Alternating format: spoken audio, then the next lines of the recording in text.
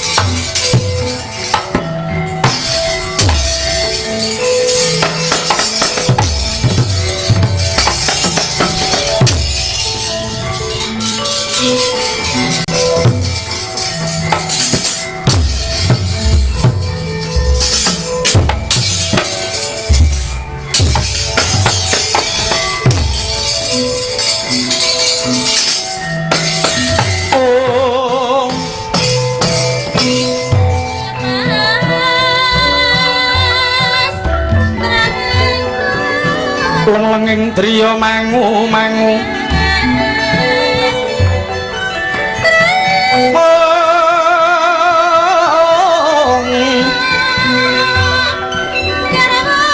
mangun kung kanduhan rimang nyoto gawat keliwat wingit kepati bebasan satu moro satu mati jano moro jano mati bali mung kariaran al tinggi ngeriku dangani para jim setan priperayangan ilu-ilu banaspati gandharwa miwang berkasaan sedaya sami mambet serai drengki dahwen panasten patiopen tuwin jal metakil demen mulat masulayang sirik marang karahayun yen wis ngancik surup surya jroning wana ketingal singup sesawangan hamung remeng hanger gemeng Sewagung panting jenggelek jinajaran mandira gung kinemul godhong hanggameng mung ketingal cemeng umrusak kaliyan kaboncang kumandang kang swara garaja kan maweh daya geter jroning wana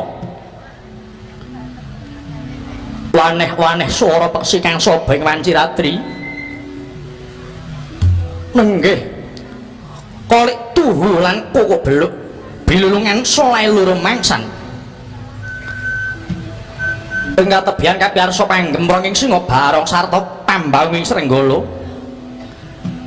binarung kala-kalana swara tek saka ngakak datan dangu sinusul panjriting waraha labet tinubruk ing Sardula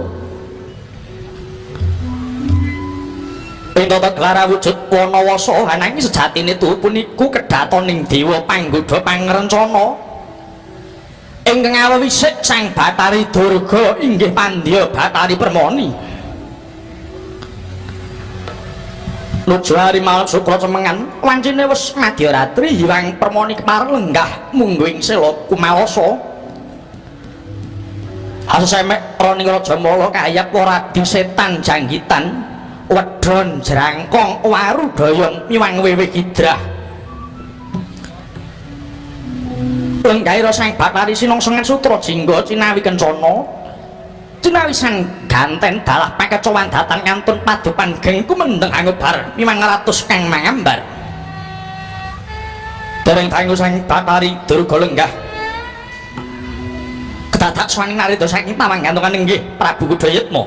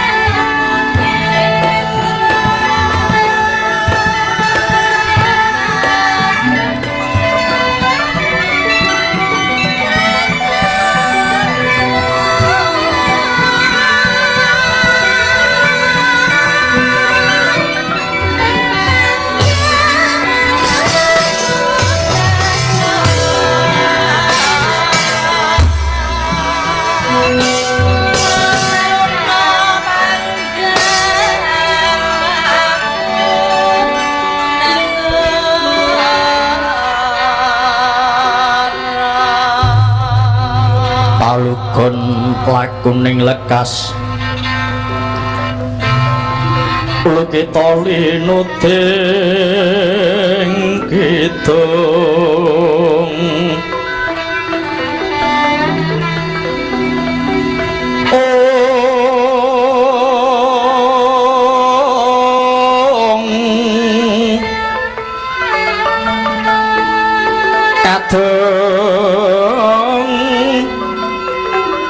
kadereng hamomong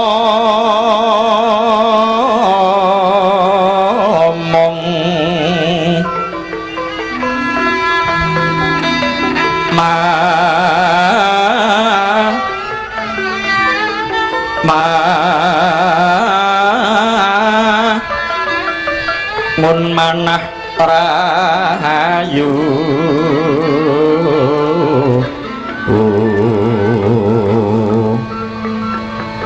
Haywana kang tanah golong kumolong manadu para karenane romangabos bos pita wangsalan semon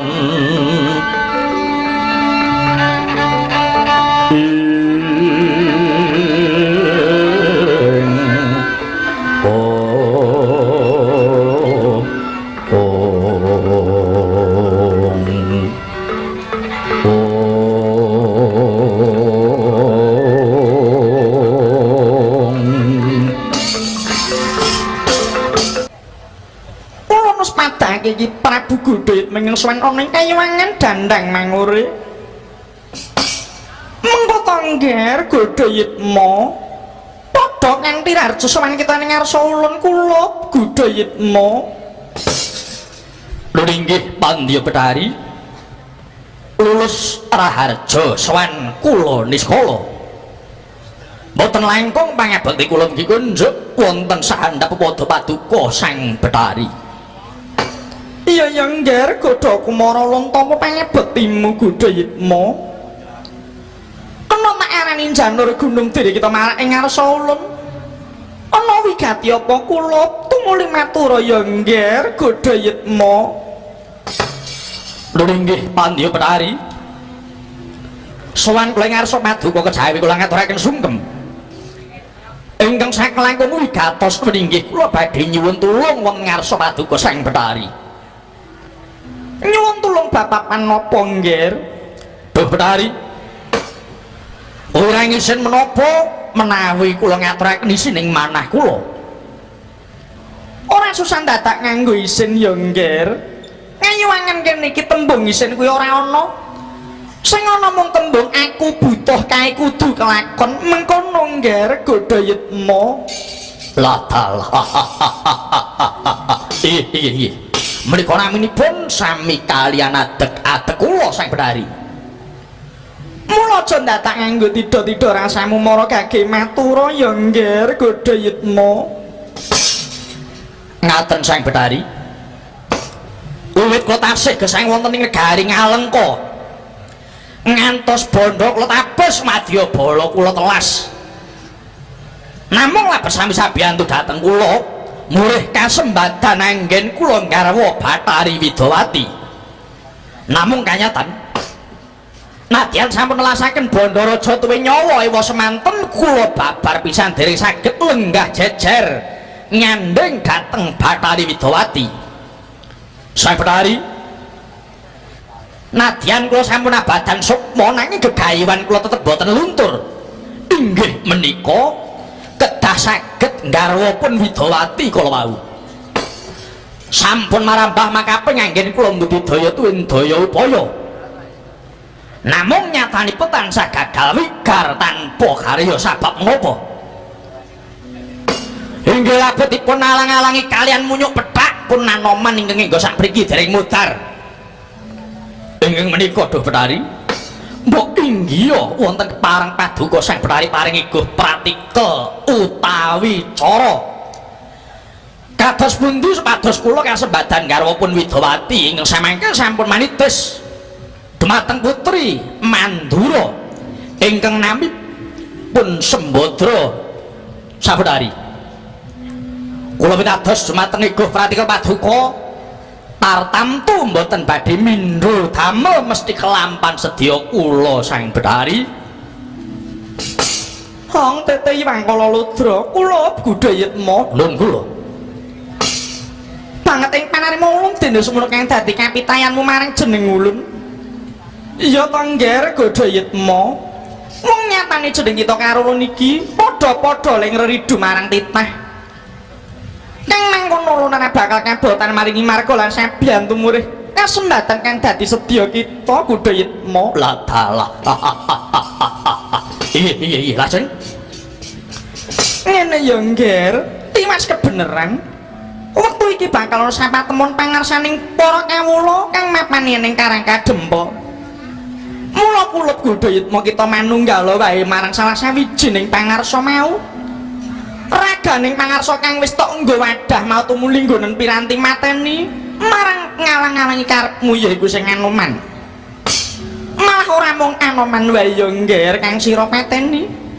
Kepara Janaka uga sirnekna pisan. Kanthi Janaka mati Sembadra kelakon dadi garwa kita. Kalenggan lananging jagat kang sumandang marang Janaka uga bisa ulun jabel. Ulun paringke marang putra ulun Dewa Serani ngger Godha Kumara. Kadangmu padha ranten becik besok amandemo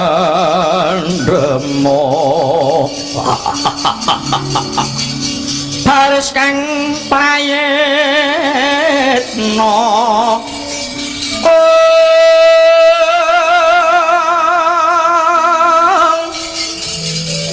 ya saranta wong Dwarawati tinumbas paniku pangawak Pandhawa Lora burung dadi mungsuh. Waduh Sang Betari sanget ngaturaken gunging panuwun kula dene paduka sampun paring margi dhateng kula ingkang sekeca sanget. Inggih kanthi kula manunggih dhateng salah satunggaling pangarsa menika mangke tertamtu.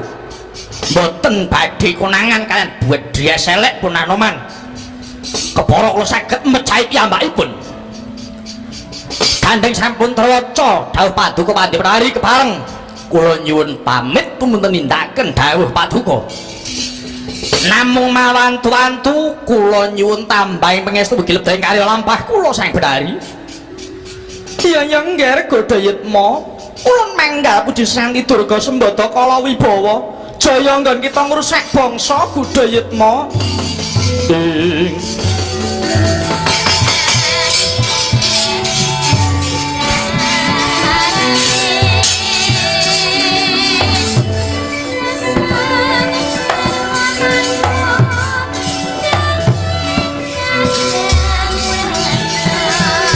Semangkahang terus sumbar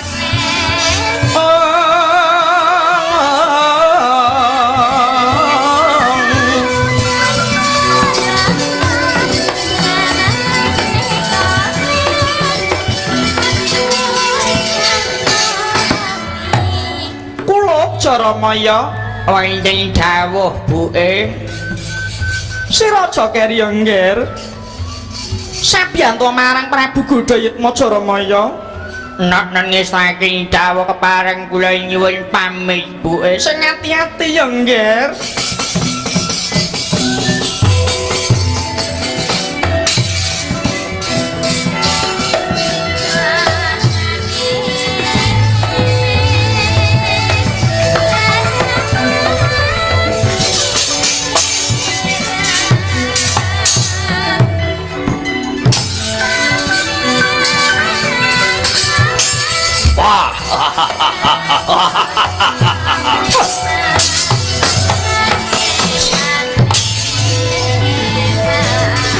Ayo pada bocah buta.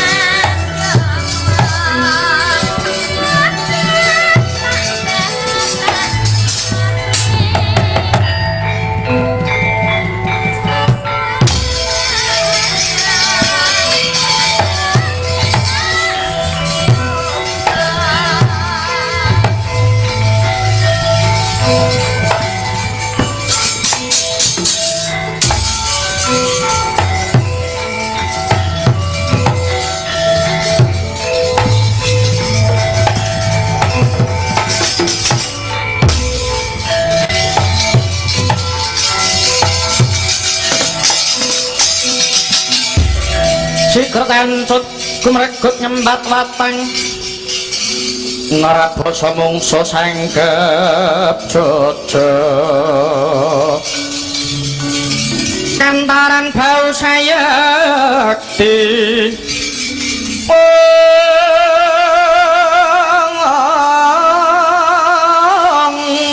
dengolina prateng lampus sirna madyaning palugon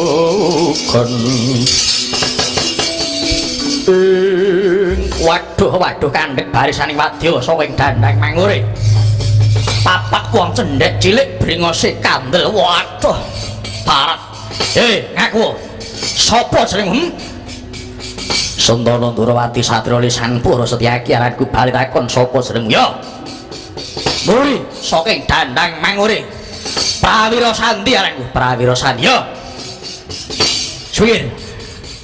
Sengir bakal tak gawe liwat yen sing liwat siji mung gawe wong 5 tak lilani ning gandeng sing liwat kuwi luwih saka 100 tur miranti gegaman luwih becik bali ya wae waduh keparat menungso jaluk ora dawa umure mbalek elek kuku sawadya bala panjenengan para jata wah serep nyawamu durung tau krungu kondhange Prawira Sandi tau tate bedhaku tomboyong wong banggamu sepira madwah buak dadamu melesat igam celaka dosa barat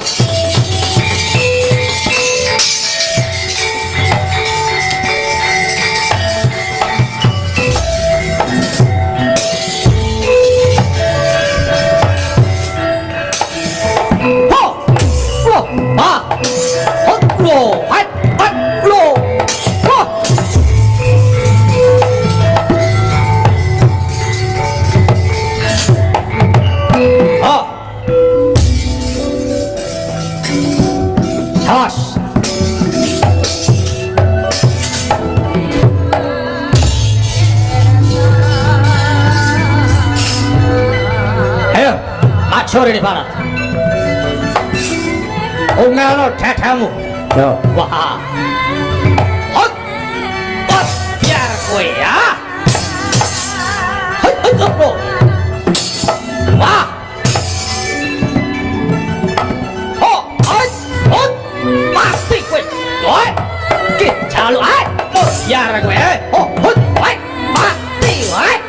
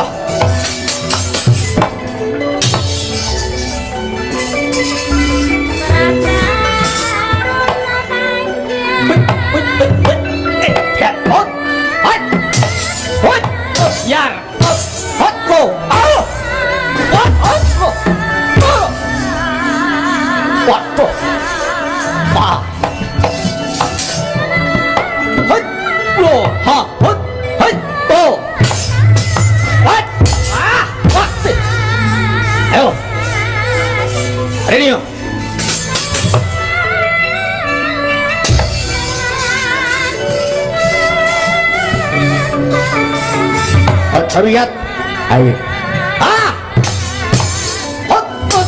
Yan. Loa. No.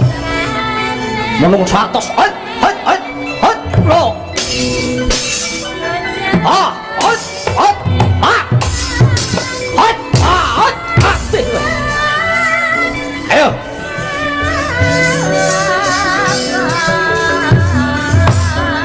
Hot, biar kowe Iya, iya, hot. Oh, ya.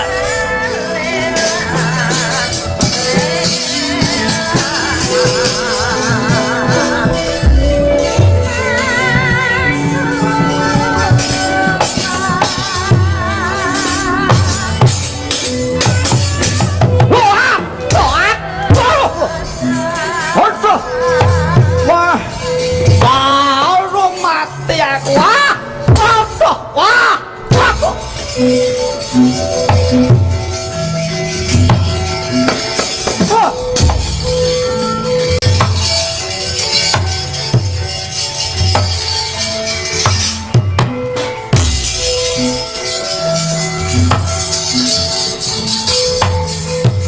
Ayo.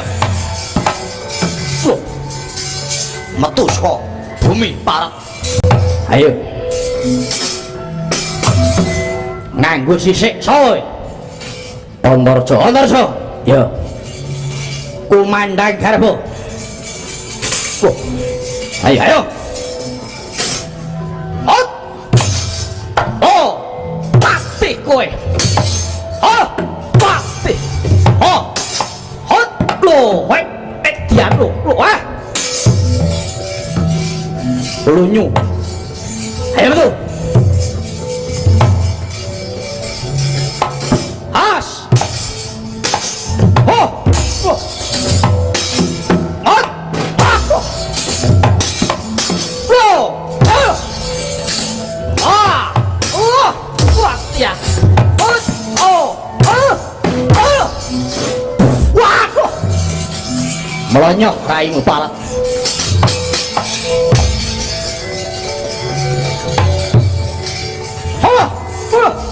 Wah.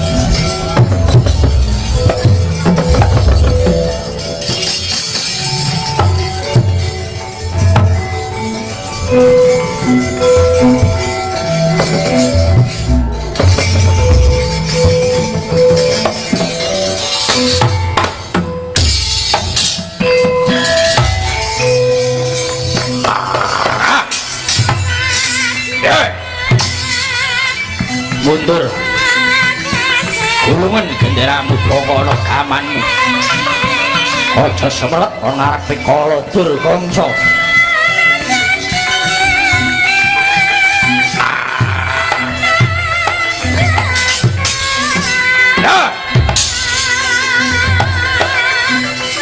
Mir ayo ndi mungsuh sing sak bapak karae kae wah ana satriya gedhe dhuwur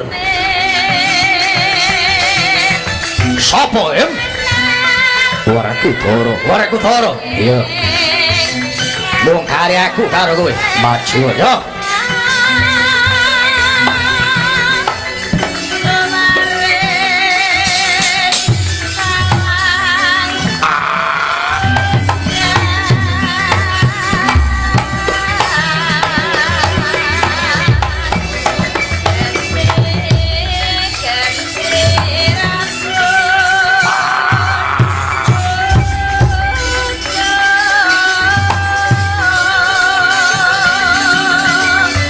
hati-hati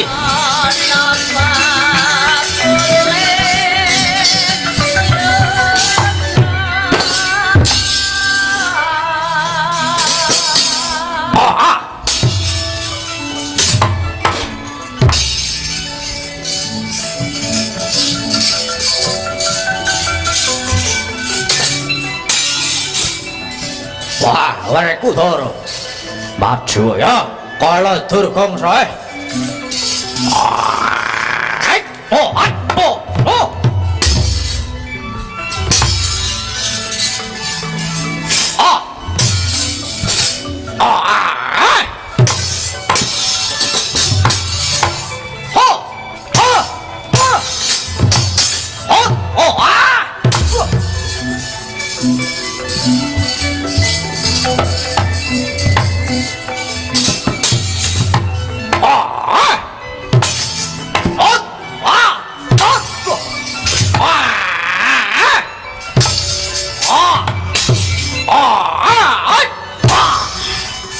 ayo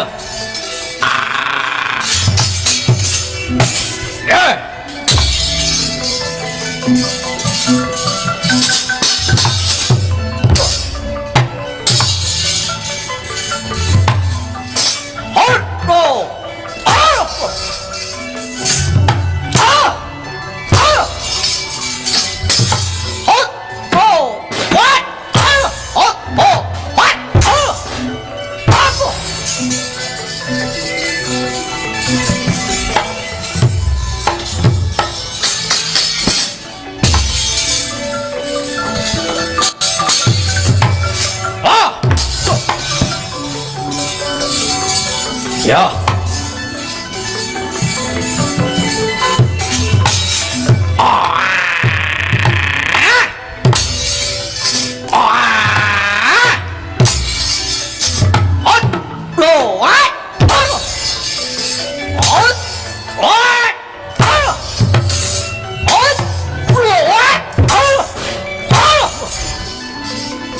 ayo wah ayo Arto, wah. Oh, ai. Oh.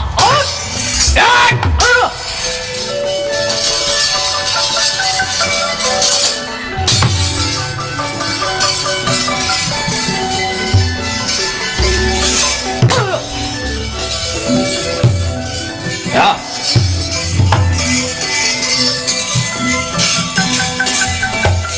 Oh,